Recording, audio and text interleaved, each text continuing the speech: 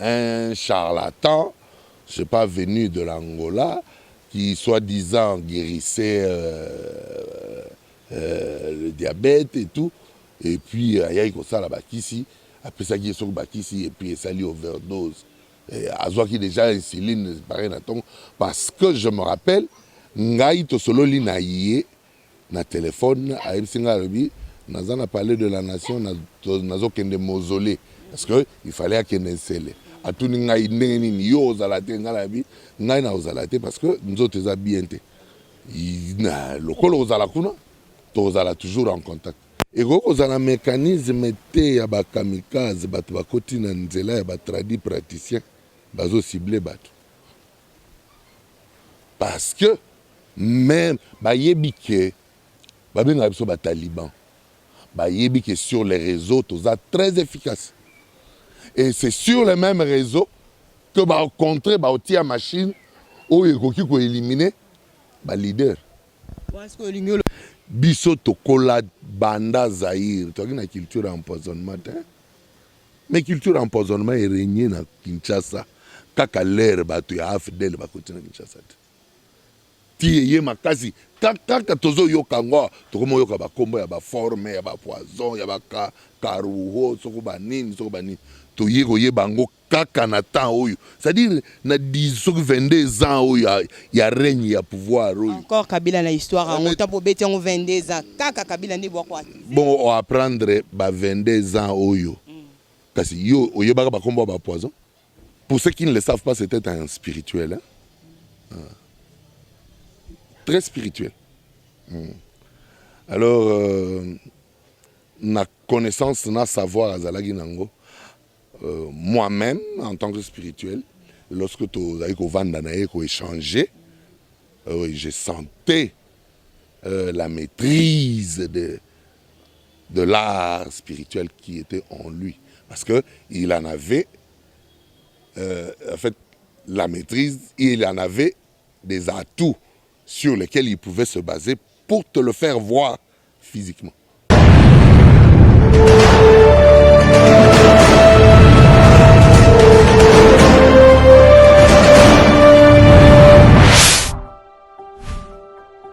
Sur votre chaîne, na sangwa mawa, o ebeti biso, sangwa ya pasi, o tolalite, butu mobimba, téléphone collé là, message kokota, ni ne koleka na Kinshasa, ni ne koleka na présidence, ni ne koleka na IDPS.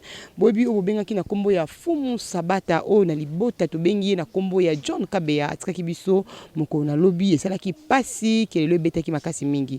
Yango wana na sima na yango to kofanda pambate, to fanda ki pambate, to tamboli esiko wapi pa ya bandeko. Ya o bengi Fumu Sabata na kombo ya John Kabea. Tokiti wana na terrain na bino sima caméra na biso zali na ndeko na biso junior azali ko accompagner biso to meka mpe ko le beno liwa o ya sangwa pasi parce que bandeko bengi biso bazolo ba été bo vérifier malamu ni ezoleka kuna empoisonnement ba empoisonner Fumu Sabata to ko luka to yeba eloko nini ya solo ebomi John Kabea oya benga na kombo ya Fumu Sabata nini yango ya solo ebomi ezali ya solo poison ndenge to ba ko lobela ngo akufina ndako mais to compter tozali ko interpeller suna batu oyo en tout cas bato bazanga humanisme en tout cas humanisme ezala mitu na bino pona nini ko filmer mutu pe ko faire ce qu'il est photo ya ebembe eko sa bino lenge kan tango bokomona ata kuto lingaka mutu ngote ata kuto motema ngo ya mabeleki bomoni mutu nzoto polele ebembe ya kokufa esengo na yo kozala kaka ke ozwa image wana bana ko faire ce qu'il est yango bato bamona yango na sima ozwi nini et après babilo muso to sala ngo ya to mituna après avoir ko sala yango na zwi nini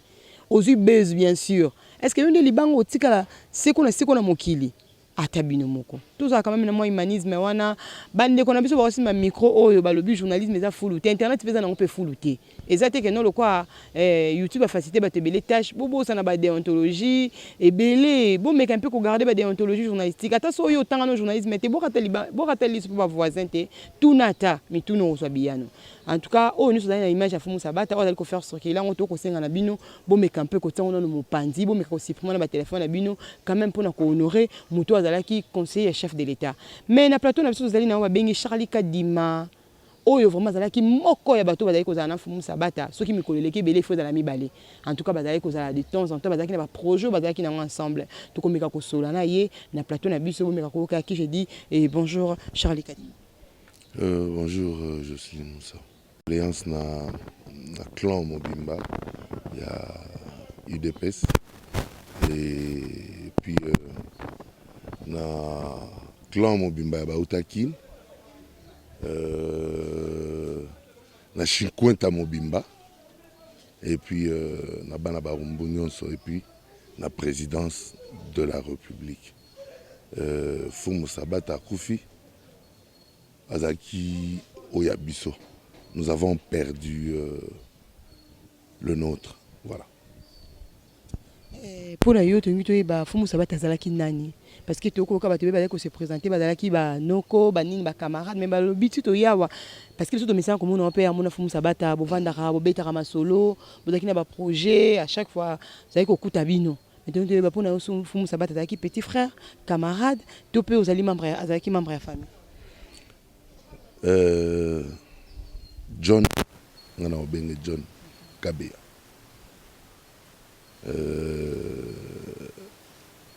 C'était comme un frère pour moi. Je dirais un frère parce que un frère n'est pas seulement celui avec qui vous avez des liens sanguins, biologiques. Vous pouvez être de clans ou de familles différentes, mais vous voyez les choses de la même manière, vous avez un même regard. Et je crois que c'est plus fraternel ça que peut-être être issu d'une famille. Donc voilà pourquoi on a dit Azaki, Ndeko Yangai, Oyazaki en tout cas, ceux qui nous connaissent qui est Belin Bengologi, soki omoni ete oyoka bengi yo yaya nazoya oza na ndako nazoya dans 30-45 minutes omona ngepa na yo wana et 30-45 minutes omona akomi koyoka yango naza choqué parce que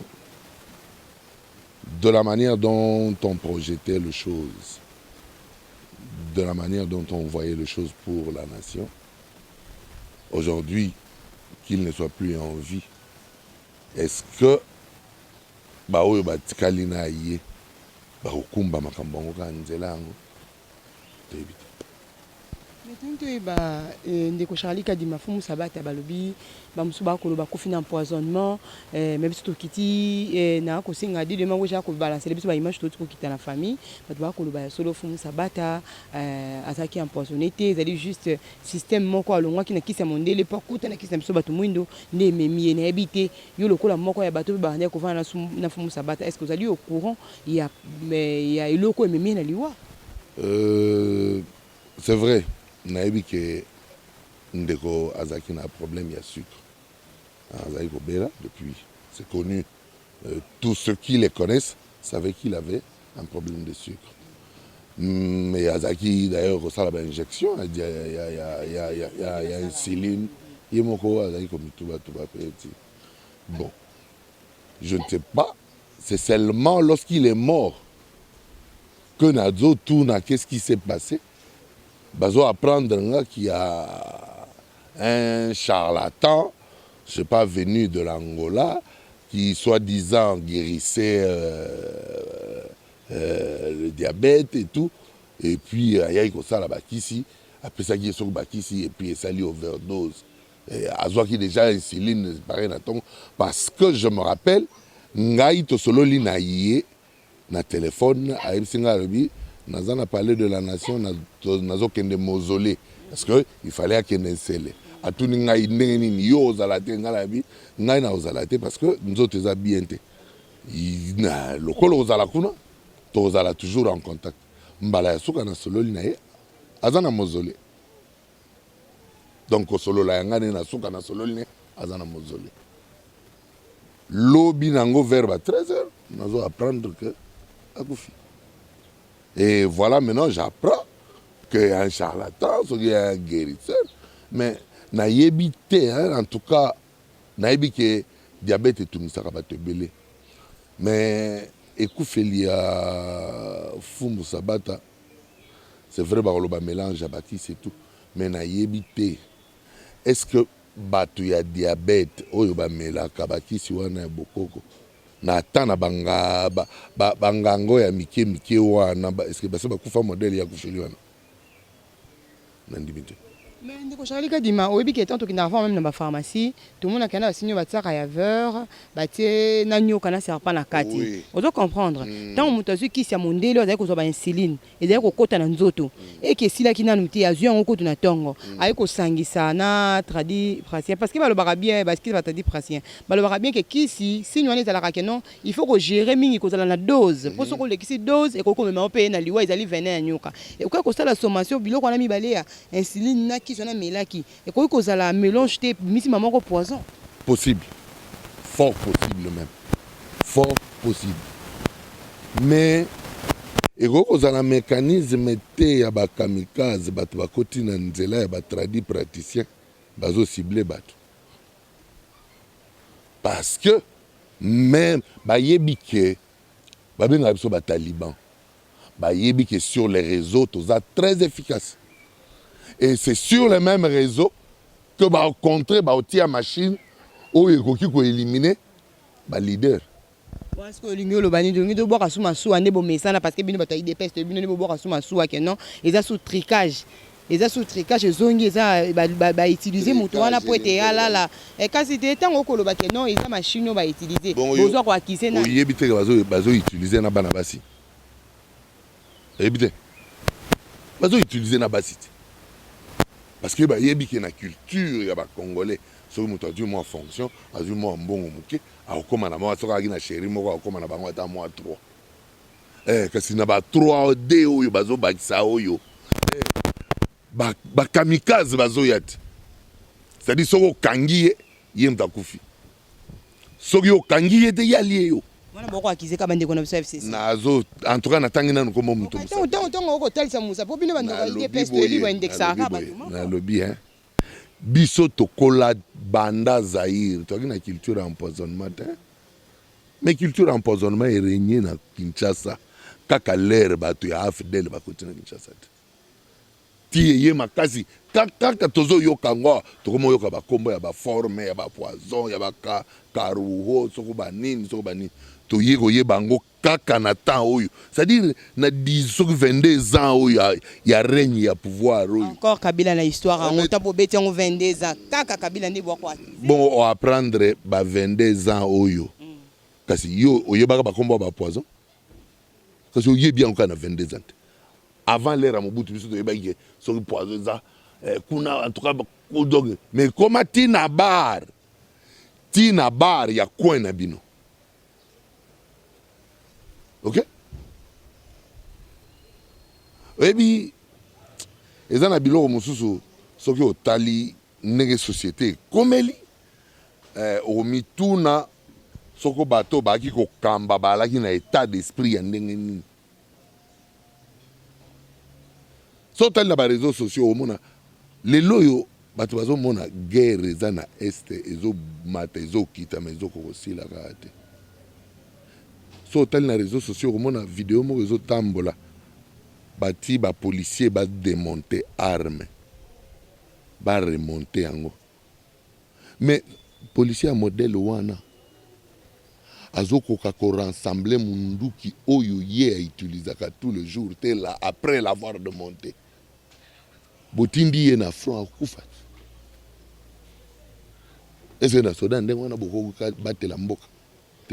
Mais ezali fruit ya nini parce que so tali soda wana omone l'air ya Mobutu gendarmerie omona kazaki te DSP omona ke police wana zaki te sarma omona kazaki te garde civile omona kazalaki te donc soka bandi ko exister omona ka bandi exister à partir ya tango moko boy tango ni kasi tango après 1997 nazolo banglais après 1997 nde ba forme ya basoda wana omoni ba komi exister c'est-à-dire bazwa ye na noko bazwa ye na nini mais etiki état ya nation na position nini c'est pour fragiliser le pays jusqu'au plus fond donc bazwi lisusu mécanisme ya kobanda ko éliminer ba leader na ba éliminer oyo ba ko kikobia lobby. Parce qu'aujourd'hui, les gens, il faut que les gens se disent. Félix Antoine Tshisekedi Tshilombo est président de la République. En 2023, il y aura bel et bien élection. Ouais. Et après, il va passer. Et après ça. Il va passer maintenant. Qui n'a pas élection. Comment fait-il que maman il va passer? Parce que ngaka manazoloba. Après, il y a retourna ngai ozonga lisusu. Après 2023, ozonga retourna ngai alegito. Ngam na répondre scolaire wana. Mais les lots n'arbino lisusu yem taoleka. Parce que les lots biso toza convaincus que ce qu'était le Congo hier et le travail qu'a déjà abattu Félix Antoine Tshisekedi Tshilombo aujourd'hui. Donc il faut qu'il reste encore là pour un moment afin de libérer totalement le Congo. Nous, Congolais, et nous voulons de cette libération effective du Congo. Watu kumuna ke Charlie Kadimasura ko baluka isikano c'est pour la kisabi so ke non ce qui to côté liwa infomu sabato babengi na koma John Kabe e ko baluka nango kaka e ko baluka zalika juste manigance moko ba ini ba utiliser pour te ba éliminer ba leader et ça ba moyen belé hein, la politique à plusieurs risques. Mais to ko banga te ko ke musika te parce que nous connaissons bien que le gars batake déjà maboko azali na boloko tango ko sa maneska to ko ba fait Ekoyebana soki na ozana tort oyebisa ngai soki mpe na ozana raison oyebana mais d'une façon ou d'une autre lokola bati ye maboko il y a mort d'homme bakanga ye mais ngai bato bafungola su misu bien et puis bazala vraiment éveillé na bandeko mosusu batikali yango mona ngai nalinga soko bima mingi te. L'invitation tout ya banganda ya tokutana na nani na yaka nanga suste. Charlie Kadima to ebi keton moto kufaka bato babeta kalisone ya malamu to ebi te ba souvenir ni ozali nango ya John Kabe. Oh ebele. Ebele Mukishi fantôme. Ebele. Pour ceux qui ne le savent pas, c'était un spirituel très spirituel. Alors na connaissance, na savoir à Zalagi Nango, moi-même, en tant que spirituel, lorsque tu as échangé, je sentais la maîtrise de l'art spirituel qui était en lui. Parce qu'il en avait, en fait, la maîtrise, il en avait des atouts sur lesquels il pouvait se baser pour te le faire voir physiquement. Pour te le faire voir dans ton quotidien. Comment est-ce que cela arrive? Ça, c'est une qualité qu'il avait que peut-être tout le monde n'a pas. Il n'a pas si côté à Moutou, par exemple, Jésus. Mais, ils n'allaient pas si les sous-koleka. Kolaki Samoto, Jésus, dans la manière de la faisabilité, dans sa vie de tout le jour. Pasteur nyonso ataka ndenge wana te sikoyo to akana bandeko na biso muso ba koloba bazaki vraiment pepe parce que babi bakokoza na ba hypocrite te bazali ko traiter Fumum Sabata d'un homme orgueilleux, arrogant, qui répondait toujours les gens mal et tout concernant habité na point na soko koloba ni po bango balobi na bango bakoza la hypocrite te bazali clair koloba que non Fumum Sabata il était un homme orgueilleux, arrogant le ba komi koloba bola mo Fumum Sabata po Fumum Sabata azali susute et si akangimi so akotanda kwa malibi. Bon. Ngaïso Talinga n'a même pas chef du quartier. Mais lui était conseiller du chef de l'État, du président de la République. Dans le collège, il y a culture. Mais chez moi ici, Mbala Souka yaki pa nanga émission Souka Salaki place Autovandio. Où il a parlé de la MIBA, je me rappelle même encore avec le jeune journaliste, le monsieur avec qui ils étaient. Bassalaki place Autovandio. Mais qu'est-ce qui pouvait commencer à l'amener ici tout le temps, si seulement il était orgueilleux, tel que les autres le disent. Son orgueil, moi je ne l'ai jamais vu. D'abord, comme je te le dis, de son état d'esprit, c'est un rasta. Et avec toute cette ouverture ou cette grandeur de l'esprit, nabandi na ba conseiller chef de l'État so tali bango nyonso so na bazawana mutu akina basuki lokola ye na ndimite azaka ye moko C'est-à-dire, le niveau où on a orgueil. Est-ce que vous comprenez? C'est-à-dire c'est quelqu'un d'un grand esprit et très ouvert. Et l'orgueil, ils allaient vraiment pour des esprits faibles. Ok, tu as vu que tu as mingi te ezali ka juste stress avec kozwa pona matanga ya ndeko na biso John Kabeya watikaki biso tu as message nyoko kopesa na bato bazali ya kozoka na mitema bato ba ko benga biso de partout dans le monde ba bazali kolela babungisi icône ba babungisi bato ba kolela balobi pourquoi jusque là Félix Antoine Tshilombo Tshisekedi a ko perdre juste ba pion ya makasi okoko aider en 2023 mais ba ko lala nde loko nazoloba nde pa ina lobby batala malamu na ba guérisseur wana eza forme ya arme oyo ennemi azo utiliser il y a une ruse na sima ya guérisseur wana balobi auti Angola azali boy azaboy il y a une ruse sûrement il y a quelqu'un qui avait déjà appris que Kabe avait un problème de sucre pour lequel il s'inquiétait énormément et balancer mutuana na sima na il y a quelque chose ce qui va fouiner, moi je parie, que va recouter loco.